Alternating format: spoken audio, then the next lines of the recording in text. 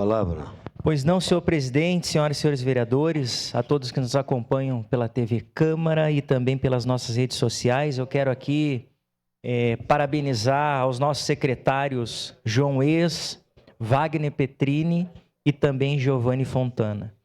Buscando em Brasília, através das suas pastas, um trabalho de excelência na questão da habitação, buscando viabilizar projetos, sabendo os critérios de financiamento pela Minha Casa e Minha Vida, enfim, e o secretário Giovanni falando muito da importância da regularização fundiária e também falando de um grande bairro onde nós precisamos de uma grande estrutura econômica, que é o Monte Carmelo, né?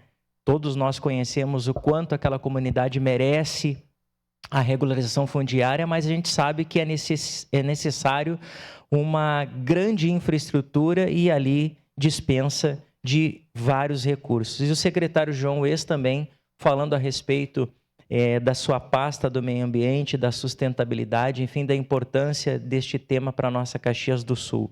Mas eu também gostaria aqui de parabenizar o nosso republicano, deputado federal Carlos Gomes, líder da bancada gaúcha, qual ontem estava conversando um pouco com ele por telefone, falando de 4 importantíssimas obras que a bancada gaúcha, em acordo com os representantes gaúchos, com o Senado também, que é a duplicação da BR-116, a restauração da BR-290, ali no quilômetro 174, que liga ali em direção São Gabriel, Caçapava do Sul, Santa Maria, a duplicação também da BR-386 e a Ponte do Fandango, ali em Cachoeira do Sul. Obras, né, de infraestrutura, de restauração, enfim, duplicação, da importância que tem esse trabalho que a bancada gaúcha, a bancada federal tem realizado em favor do nosso Rio Grande do Sul. Então, não poderia deixar de mencionar o trabalho de excelência que esta bancada tem realizado. Era isso, senhor presidente. Muito obrigado.